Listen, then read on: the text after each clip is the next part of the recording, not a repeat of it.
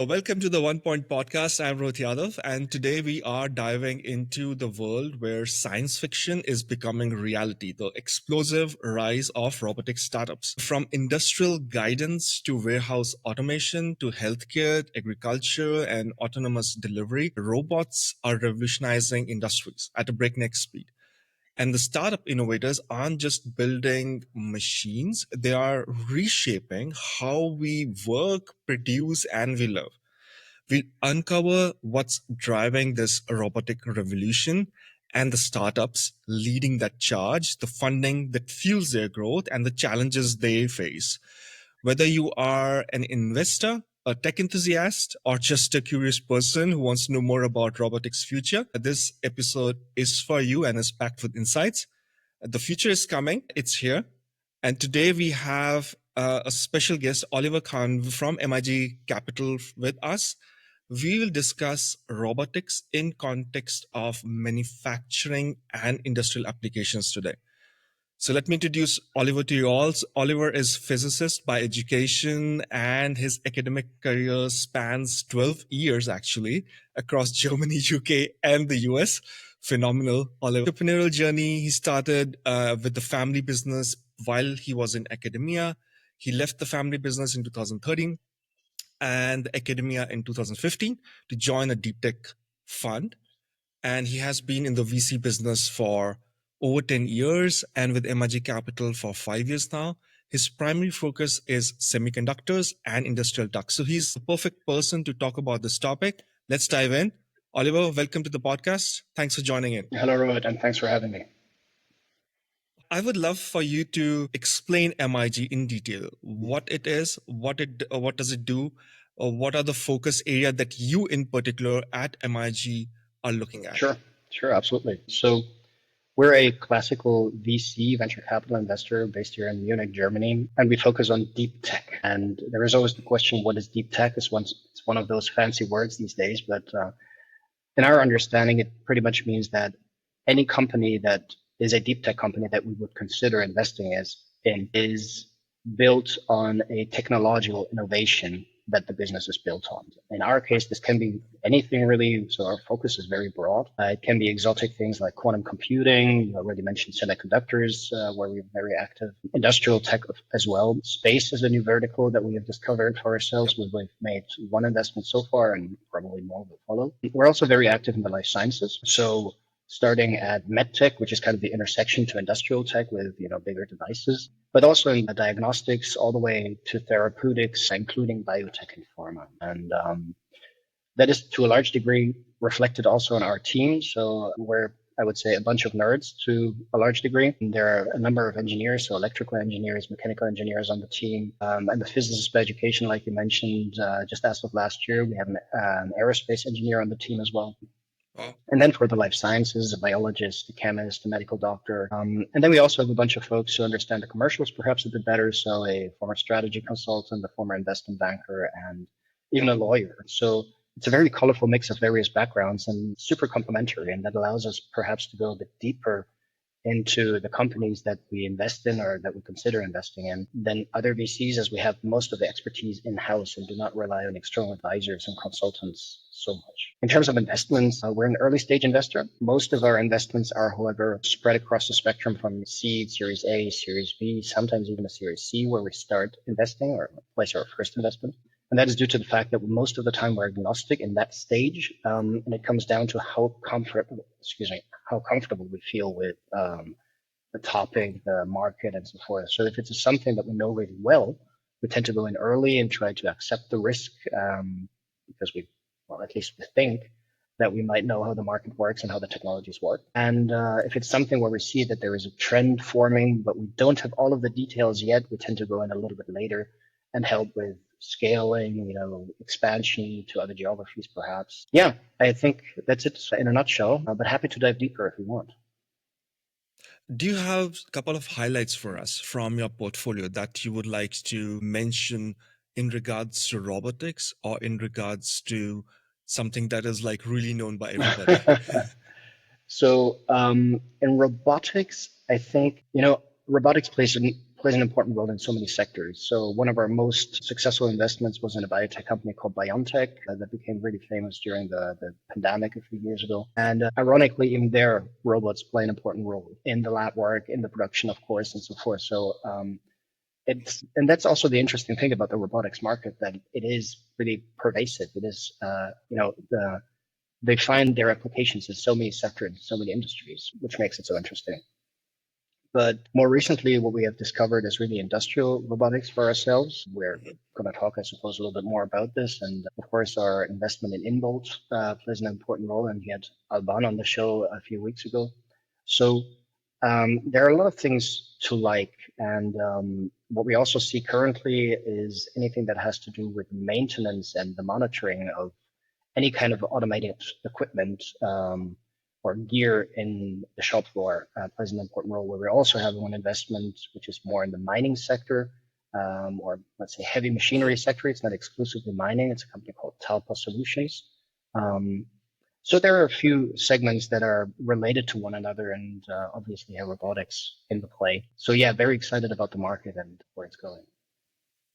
Okay, it's a perfect segue into my next question, which covers the general robotics sector, right? So the sector has evolved quite a lot recently, and there are like many applications in the industrial manufacturing space. There are also application of robotics focusing on retail folks, building real robots, helping us at homes. Can you trace back the journey of the robotic sectors for us, and how has the investing market evolved? I know it's a loaded question, so take your time to structure the answer in terms of how it developed, how many companies, how many investors, and so on.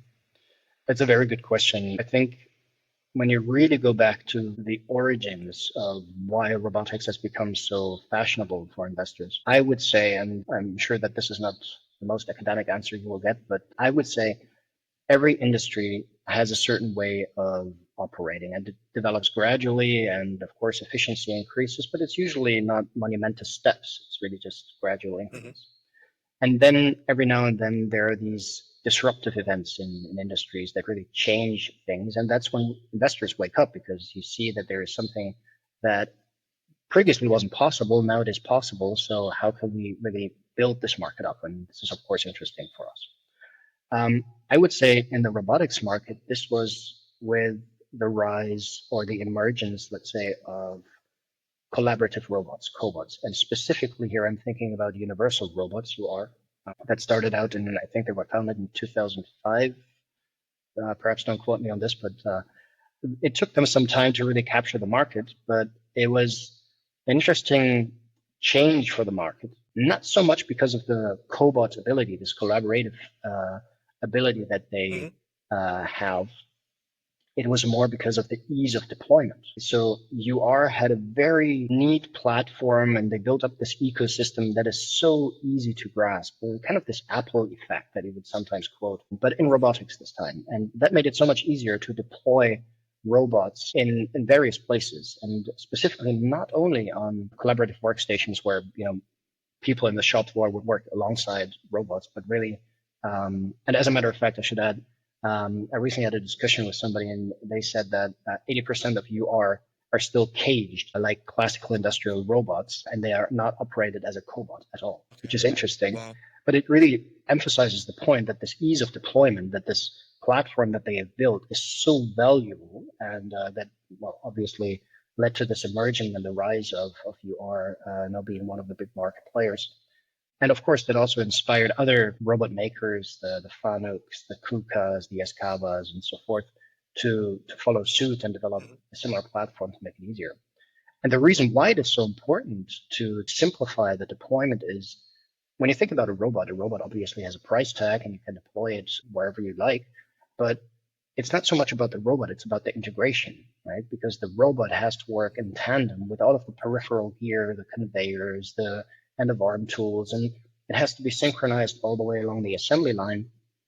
So you need to make sure that this all works, and that's where the difficulty lies, because most of these most of these equipment have been at a certain level of development for a very long time without much change to the overall setup until UR came along, right? And now this has fueled this entire development, into how can we set up a platform that makes it easier to deploy. And maybe to put a number to this, I think it's about 80%, rough, give or take, of the cost of a robot deployment that actually goes into integration and not really the purchasing of the robot. Wow. So Okay. there's a lot of value to be generated by simplifying this integration into the workspace, into the shop floor. The difficulty obviously is it's not a simple plug and play deployment. It's extremely heterogeneous, and robots are so versatile, and the use cases are equally versatile. So you would have to be able to cover all of those use cases. And of course, that still requires some, tweaking, some programming, and some individual care in the integration of those robots. But it is becoming more and more simplified and easier as we go. And this is also where the market goes. And when you look at the various companies, and especially startup companies out there, you will see that there are certain companies that focus on specific use cases, like welding, for instance, where they would deploy a complete cell, like the cell where this use case takes place, with everything that's needed for it. It's really a plug and play solution, but very isolated for this particular use case. And then you would find other companies that would focus more on the broader deployment mechanism as a whole and try to simplify that, but not focusing so much on particular use cases, which obviously then covers a bigger ground, but at the same time makes it a bit more difficult because it can only go so far. And then you would have to individually treat the deployment depending on what the use case is. And this is where we see the market going, and it's exciting. Okay, awesome. I mean, you discussed about cobots, you discussed about this integration issue and the scalability issue. You discussed about kind of two markets. One is very focused, and the second is kind of broader application focused and so on. These are all from the robotics startup perspective. Let's take another view of the investor side. And here again, we have seen like a rush from investors to invest into the robotic startup, invest into the deep tech in general. Can you paint a picture on this side on how the investors are thinking about this field? And if you have some numbers, you can throw them in as well around how the ecosystem of investors have grown who are investing into robotic startups. It's a good question. So first of all, you're absolutely right. It is a trend, and the investment into robotics has increased. I did see a number somewhere, but I'm having a trouble recovering it from my memory at the moment. What I can say is that you can actually see it in the market, and usually what attracts investors is large market opportunities, because that usually means that there is also a large exit at some point. And when we look at the robot market, and specifically the industrial robot market, 10 years ago, so in 2015, about 150,000 robots were deployed in that year. And that has gradually increased up to over 400,000. So it's more than twice as many robots, almost 4 times as many robots being deployed today as they were 10 years ago. And that shows you just how much traction there is in the market and how much demand for automation there really is. And that has various, drivers why that is. And especially here in Europe and specifically Germany, one of the largest drivers is labor shortage. You just don't find the skilled workforce that you would need for certain jobs. So the only way to actually cope with that situation is think about automation. And that obviously drives the market. Then one of the other, less exciting factors that drive the market currently is that the markets are not booming, especially in the automotive segment. When you've seen the recent news, not everybody's too happy about their sales numbers. And so, of course, they are all about efficiency these days, right? So anything that they can do to cut costs in a social way, they tend to try that at least. And that, again, requires automation to a large extent to increase the efficiency of certain parts of the industry. Then, of course, the rise of AI is one of those big, elephants in the room that drives many industries these days, but also automation, of course. And we see so many startups coming up every year trying, their own way of, using AI to automate certain things. And I think a fourth point is also we started out talking about collaborative robots with the emergence of UR, but also the others have their own cobot lines now as well. These are maturing as well. So what I said earlier about the entire robotics industry, that cobots, most of them were still caged and used as classical industrial robots, that is changing to a large degree, mainly due to the emergence of AI and new sensor equipment that allows robots really to work alongside the physical workforce. Okay, got it. And if you have to pinpoint on which specific areas within the application, now I'm talking about, let's on a high level, let's say e-commerce, let's say healthcare, let's say climate, I'm just throwing the words over there, but I'm talking about areas. So within that areas, which is the most hottest area from your perspective that you would say that, hey, you know what, robotics, I think by the sheer number of applications which are coming in this area, for example, supply chain, could be e-commerce, it's kind of the perfect opportunity for the robotic startups to boom. That's a trick question, because if you'd ask three people, you will get three different answers. What's your take on absolutely. this? So in my mind, there are two sectors that are super hot at the moment. One is intralogistics. So everything that has, when you mentioned e-commerce, that is being driven by e-commerce and all of the fulfillment centers around the big, e-commerce players in the market. There, the same drivers exist to make workflows more efficient, and especially in e-commerce where margins are not super high, your pressure to make processes efficient is even higher.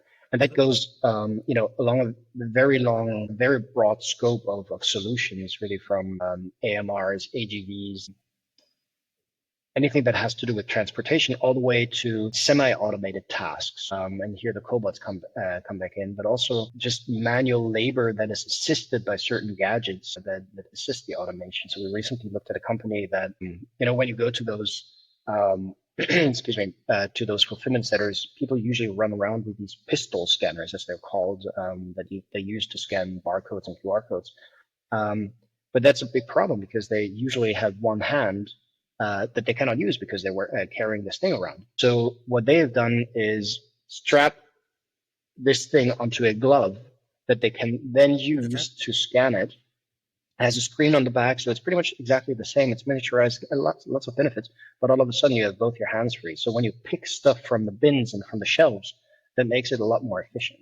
I know this is not a robotics case, but just throwing it out there because it fits right into this market development where e-commerce is a big driver. And the other one is industrial robotics, mainly because of the emergence of AI and what it can do to automate certain things. And I'm giving Inbolt here now as an example, our own portfolio company. What they have developed is a way to actually recognize the workpiece that an industrial robot is working on using just standard off-the-shelf camera equipment, and do whatever the robot needs to do on this piece.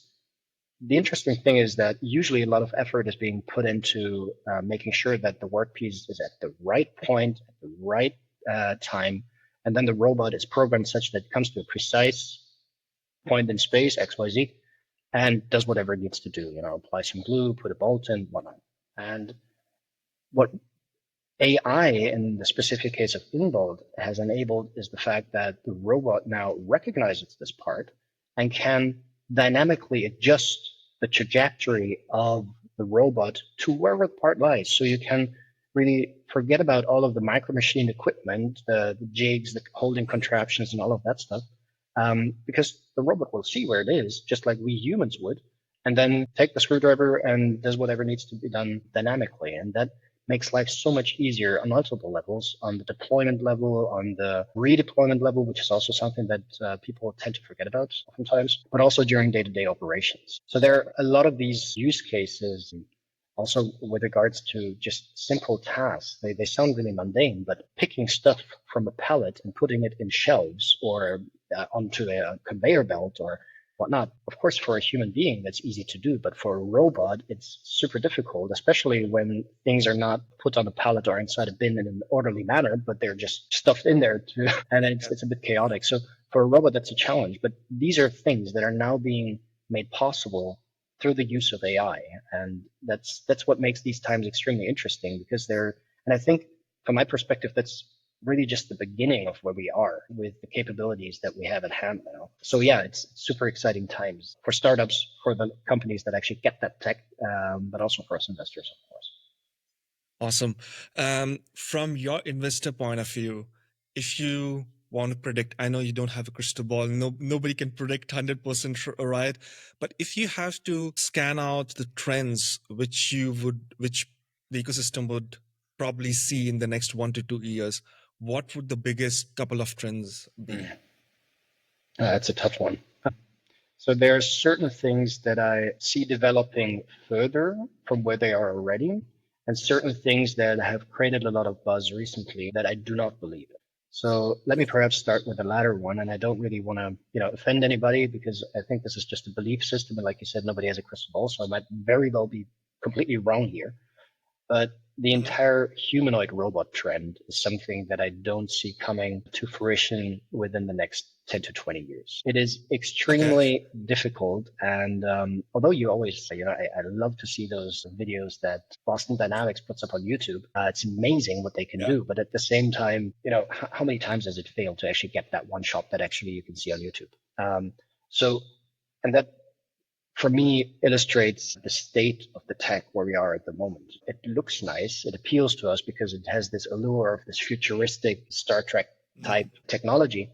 But at the same time, there are so many challenges from the compute power, the power consumption, the mechanics that still all need to be solved. So I think right now we're within the humanoid robot market a little bit ahead of the curve. So it's still waiting. Sorry, not ahead of the curve, but before the wave. Sorry. It will come eventually. I'm sure of that. But I do think that the timelines are a little bit longer than the current PR frenzy might suggest. One thing that I do see coming though is really collaborative robots. Because when you look at the development of the sensory equipment and what AI can make of the data that these sensors pick up, it's just for me obvious that eventually the tech will be mature enough that it will recognize that a human being is approaching, so it will slow down and eventually stop so nobody gets hurt when it moves a heavy piece of equipment around. It will also, enable new use cases where you can very easily work together with, multiple other robots. And one of those difficulties currently is when you look at the assembly lines in the shop floors, you will usually see these 6-axis robots that do their task, but they're only working in an isolated cell. There is only one arm. It's hardly ever that you see 2 robot arms working in unison or in tandem on a specific task. And when you think about how we work as a human being, we also have 2 arms, and we have figured out how that works with these 2 arms. And this is also just a question of time until this happens with robots. So those, I think, are the trends that will mature. And again, most of that is down to the fact that AI is maturing, and also the efficiency of AI is maturing, such that you can actually have the models deployed locally and not, in a far data center somewhere where you have a lot of compute power, but the efficiency is mainly what needs to be improved to get this done. But we're getting there. So this is a development that I definitely see in the market, and it is not, some 10 or 20 years away. This is more like short term to midterm. Okay. Yeah, really interesting to hear your thoughts on the humanoid area. No, it might be controversial, so I apologize to anybody who's a big fan of that trend. I'm a fan of it too, by the way, but I just think it might be a bit farther out still. Okay. Let's move on to the more specific part of the fundraising topic, because I think that's really critical. So till now, we just covered the general robotics sector, the trends, what we see in the market, how it has evolved, and so on. With respect to fundraising, because you're an investor and you see a lot of startups coming to you, obviously you don't invest in all the startups. So there must be some kind of criteria, strategic thought process behind those selection process on where you would invest. So what are the key criteria that you look for during the first chat, let's say for the first call with the startups, and let's say 5 calls down the line after the first couple of meetings, what are the criteria that actually make you invest? So these are kind of 2 separate thought processes and ideas that I want you to Yeah. explore? No, but it's an important question, I think, because, venture has always had this kind of black boxish kind of, um, um, view from the outside world where nobody really understands, like how do we make decisions at all? Like, why this or not that? And of course, there are multiple factors that come in, which are also to some degree dictated by our LPs, so by the investors that kindly fuel our fund so that we can make those investments. So there are multiple factors to be considered. But in deep tech specifically, and we received, just to throw out a few numbers, so we at MIG, we received somewhere around 1,500 unsolicited opportunities every year. And then on top of that, we get in from our network, co-investors, business angels that we've worked together with, an additional few hundred. And then, of course, we also try to be a bit more top down on things, looking at the market, at the trends, and then pointedly track startups and at the right time reach out to them. So proactively trying to find opportunities to invest in. Now, Okay. with regards to what we look for, of those 1,500 that I mentioned that come in unsolicitedly, of course, we only have so much time to look at that because we also have a portfolio to manage, and so time is scarce. So a decision usually is made very quickly on whether we want to pursue something further or not. And the first main question, especially in deep tech, that I always look for is this a venture case at all? Because in other industries, so when you look at all those SaaS businesses, which have clear metrics and of course they're venture fundable, so that's completely compatible. That is not necessarily the case with deep tech, and deep tech as a field is extremely heterogeneous, and the business models are completely different from company to company. So it's not so easy to decide on whether something is VC compatible at all or not. And what I mean by VC compatibility is essentially the fact that we want to be able to buy into the company at an early stage and then ideally exit it at some point in the future. That's within the fund lifetime, which is usually 10 years. So, of course, you don't invest in the first day and you don't exit at the last day. So it's more like 6 to 7 years. You want to have the potential with that investment to return the entire fund, because you always have to assume that all of the other investments fail for whatever reason. So you want to make sure that there is a big upside with that investment. And that requires a certain level of scalability with the technology within the market. And this is where it becomes really difficult in the deep tech sector, because here we're not talking about a piece of software that you could just copy at zero marginal cost. Here it's about how do you manage working capital, because a new copy of your product costs something. Right? Sometimes there is CapEx involved because you need to be able to make those products that you plan to make. And CapEx is usually something that we as investors don't like too much, mainly because it is something where there are other instruments to finance it with. So that's the one thing. Although, granted, it's difficult for most startups at the early stages when you're not profitable to get any other instrument than venture capital. But luckily, there are certain, especially here in Europe, there are certain funding platforms, especially public ones, that help you out in the very early days of the entrepreneurial journey. But still, so scalability and what an exit could look like is ultimately the first two factors that I look for when I look at companies. Okay. And this is, let's say, the first impression factors that you take into account. 5 meetings down the line, 5 calls down the line, does your thought process or strategy change with respect to what it requires for you to invest? Do you look for additional parameters, for example, as team? Because, after those calls, things become more clearer because you have talked to the founders and so on. So are there kind of additional parameters that you focus on? I think you already provided the answer to that question. Team. It is really the team, because ultimately, especially at the early stages, when you're at seed stage, most of those deep tech companies come out of research institutions where perhaps you developed something during your PhD that you now want to commercialize and productize and bring into the market. And that's totally fine. They're very successful examples of this kind of development. At the same time, when you come out of academia, you usually don't have much commercial and industrial experience, right? There are people that are really smart and are able to learn this within a very short period of time. And that is what we look for at that stage of a company and these kinds of companies. If we have a more mature company, what we oftentimes see is that the original founders have complemented the team with industry veterans. So people from the industry who've perhaps done this before or have worked at a bigger organization, so they know the market. What's really important is also the role of advisors.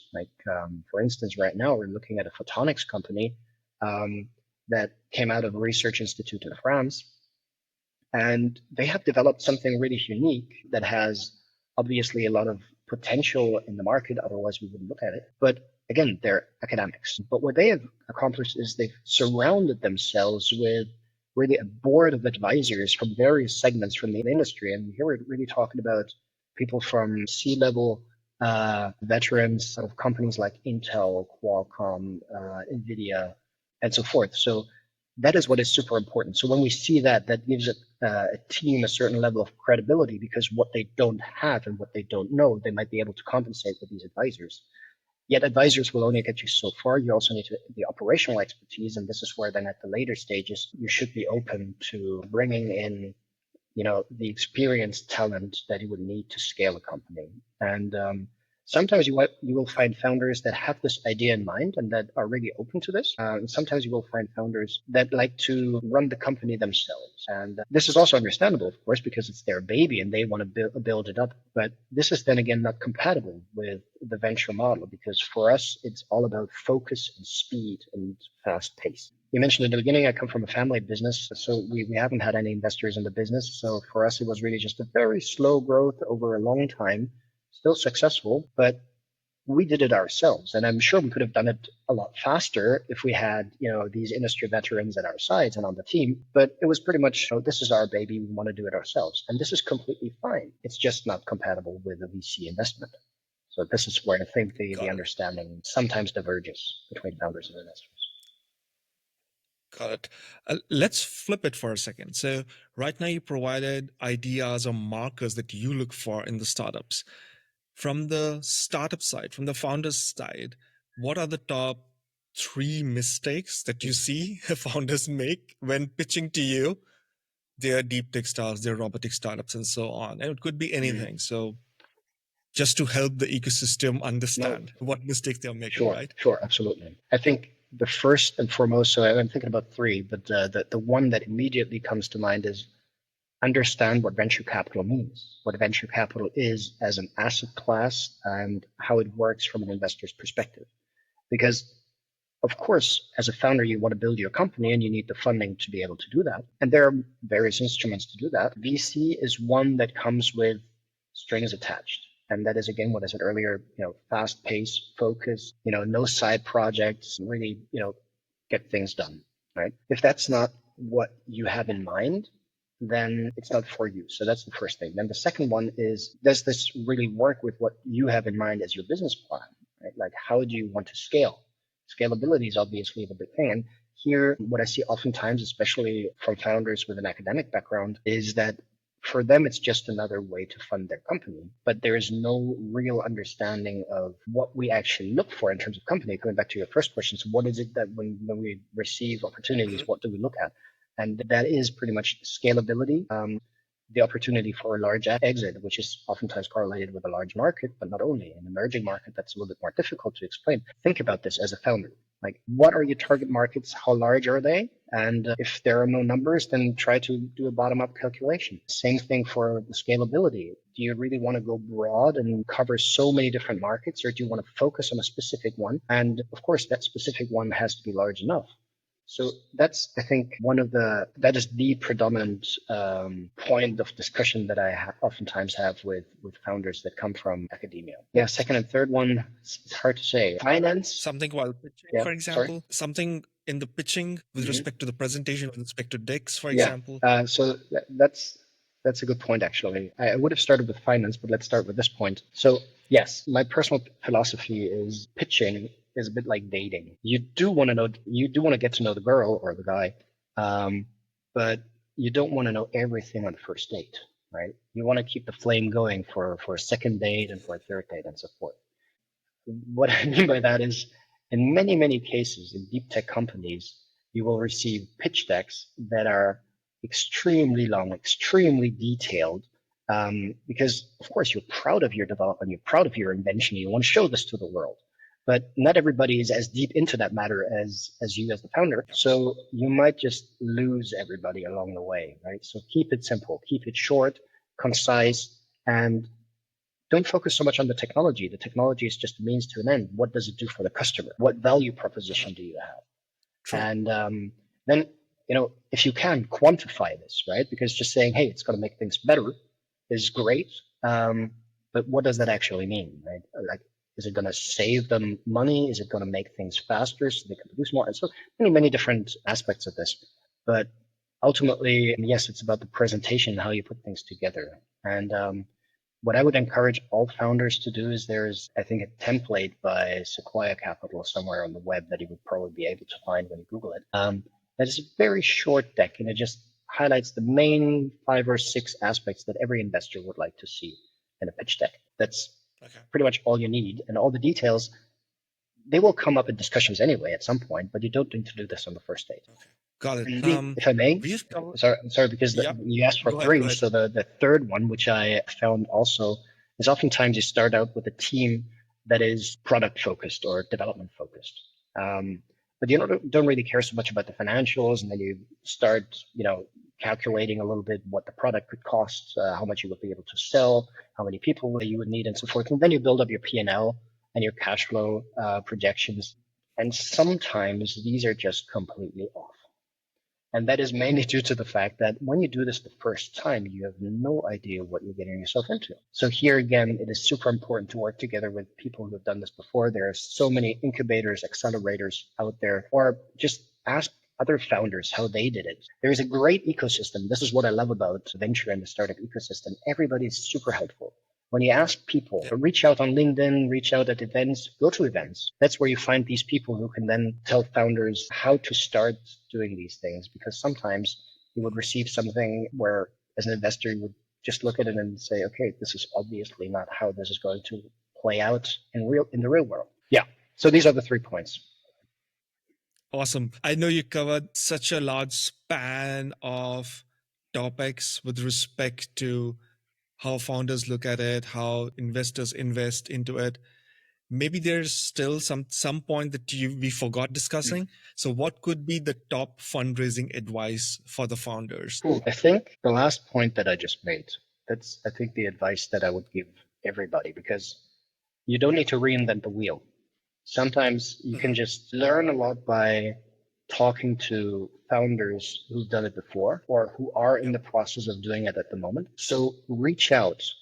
Also, what I like about startups, and there are very good examples in our portfolio. What I like about really successful startups, one of the common denominators is that they're not afraid to ask people for advice and for help. Nobody expects you to know everything, and people are usually helpful. Even those that you would imagine wouldn't even respond to your messages when you reach out to them on LinkedIn, surprisingly, a lot of them will. Of course, that's not a guarantee that everybody will eventually, but it is surprising how helpful people are. So don't be afraid to ask for help and ask for advice. Be sure, I was going to say not to ask the wrong people, but that's also hard to say who's right and who's wrong. But, I think people will have a good idea of who can be helpful in a certain matter, be it on business development, on financials, on any part of building a company, or if it's market intel, if you want to know what customers think about a certain process, like how do you talk to a customer, how do you get into a customer in the first place, what drives their decisions, these kinds of things. That's what you learn from people that you can reach out to on LinkedIn, for instance. I mean, LinkedIn is such a great tool these days. But yeah, I think that is ultimately my one point of advice. Fundraising advice. Okay. Oliver, so this is the last question in the segment of fundraising, and I want to zoom out. So there's always this topic of discussion whether there's enough capital in the ecosystem that can be deployed for the startups. Now, you can look at from different perspective, whether the startups have enough capital at the early stage versus late stage. and other factors, or you can compare it, let's say, US versus Europe as well. So I want to hand it over to you if you can explain where you stand with respect to capital availability. Yeah, it's a very good question. So I think there are multiple aspects to this. So since we're talking about deep tech, and deep tech is sort of a new development to some degree in the entire European venture ecosystem, at least it is not everybody's, home turf, and deep tech is sometimes hard to understand. And what the companies do is just difficult, and that's just the nature of the beast. But when you look at the VC landscape, especially, or investor landscape in general, there aren't that many deep tech investors. People come from an era where e-commerce, social media, and SaaS businesses dominated the VC landscape. And those are measured with very specific metrics, but these don't apply in deep tech. So if you're a deep tech company, it's always hard to really explain to companies and investors what you are doing, and why this is important, why there is a big market for it, why this could be a great exit for the investors and so forth. So that's just very difficult, especially also because it's very heterogeneous, right? So deep tech is this really broad term, and I don't think there is a clear definition of what it really means. But the difficulty really comes down to how do you measure the progress of a deep tech company in a particular segment, maybe in quantum computing? How do you compare this to the semiconductor space? How do you compare this to industrial tech, robotics? We were talking about that. So all of these differences make it really hard for investors to assess and value or evaluate companies. So that's one of the difficulties. And that also leads a little bit to some degree of misalignment sometimes between the founders that start these companies and the investors, mainly because when you read news about this and that company has raised 100 million for an AI gig, and then you compare yourself to that kind of company, that's not necessarily the right comparison as an apples and pears, apple and pears comparison, mainly because it is a different market, it has a different approach, a different business model. Maybe they're also more advanced. And then there's also the big difference between Europe and the United States, obviously, where in the United States you will have a lot more capital available just in general. That has a lot to do with the capital markets in general. But so it is hard to really nail down what you think is the right amount to raise at a specific point in time for a specific company. So what I always suggest to founders is, forget about what you see left and right. Just look at your business plan. What is it that you need? And oftentimes, when you compare this to the United States, what you come out with is you need a lot less, right? I mean, this is also due to labor costs being a lot lower here in Europe. Obviously, it varies from place to place, but still, that's one major difference. So there are a lot of factors, but there is also a third aspect to fundraising in deep tech, and you alluded to this when you mentioned various stages of companies. And something that has really developed well in Europe is the early stage ecosystem. So if you want to raise early stage funding, that is more or less, well, I was going to say easy. It's never easy, but it's easier than raising at later stages. And there are also studies and statistics around this, and people refer to it as the scale-up gap, which means that at Series B plus stages, there aren't that many investors. So if you want to raise 100 million round and you would need a lead ticket of 30, 40, 50 million, maybe even more, there aren't that many investors in Europe that can actually deliver such a ticket. So that's a general issue, not only in deep tech, but it is compounded and exacerbated by the fact that there are even fewer deep tech investors. And so it is extremely difficult at those stages. Europe has started various programs to mitigate that. This is mostly public funding opportunities. Yeah, exactly. And this works well, right? I mean, it takes some of the pain away, and with the EIC, the EIB, the EIF, and all of these European funding instruments that these institutes offer, and also at the national level, sometimes even at the local level, there are so many funding opportunities, and that has two effects. On the one side, it helps startups, deep tech startups, to get out of these research institutions where they usually are founded, most of the time at least. And then at the later stages, especially at the European level, there are so many funding options, and sometimes even the national banks hand out collateral for debt, so you can actually get debt financing not only venture debt, but really bank loans in some geographies at least. So that helps, right? And that takes some of the pain away. But in most cases, you still need a private counterpart to the public funding that you incur. And that is just difficult because there aren't so many investors at that stage and less so in deep tech. So yes, I would say there is certainly difficulty in raising funds for Mhm. deep tech startups, especially when you reach a Series B level. It's super difficult. So at that point, at the latest, you look left and right, so meaning to the United States or to Asia. And also the role of corporate investors become much, much more important. And this is how usually these financing holes are then plugged ultimately. Maybe we can add one more question now. So, Sure. to ask you, how can we solve for the late stage funding gap that you mentioned right now? I mean, obviously, there's capital, governments can push to some extent, but what I personally feel is if there are private parties involved, the capital allocation process runs much better than if it's done through the government sector. So, if you have to solve for it, like what would be your idea? Many ideas, I think. But one idea that always keeps coming up in discussions is when you look at how VC funds or most of VC funds are structured, we raise our money from institutional investors, so pension funds, insurance companies, other asset managers. And these asset managers and institutions are regulated.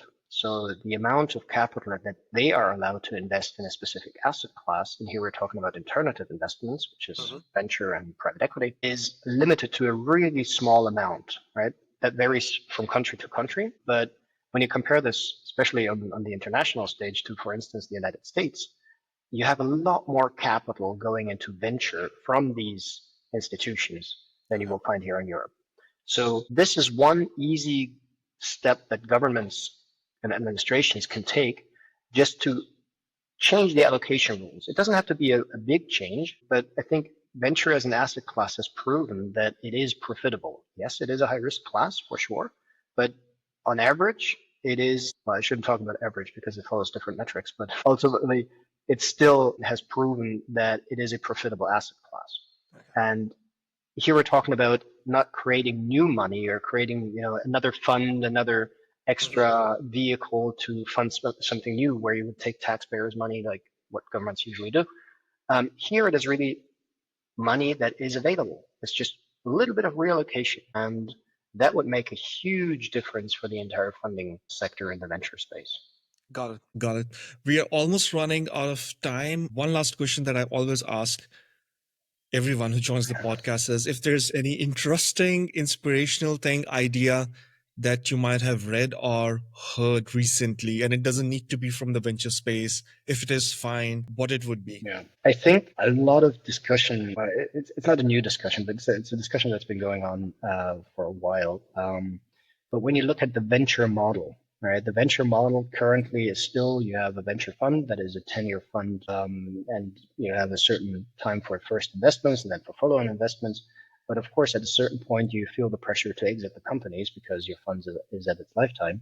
And I recently read in an article that the average lifetime of a European venture fund, 14.2 years, when there's actually a 10-year lifetime. So there's obviously a big discrepancy. And that tells you a lot of things, but specifically, so I would be super curious to see that number when you separate it out into deep tech and, all of the software IT businesses. Got it. And my gut feeling tells me that it would probably be more to the longer side with deep tech, just because it takes a long time to develop the product, to bring it to the market, and so forth. And in some industries, I mean, we make biotech investments. Some industries, you sell the company a long time before the first product hits the market. But that's not necessarily so much true for hard tech and then deep tech, where you want to see revenues, and this is how you value the company, and you want to have a large exit. So it goes by different metrics.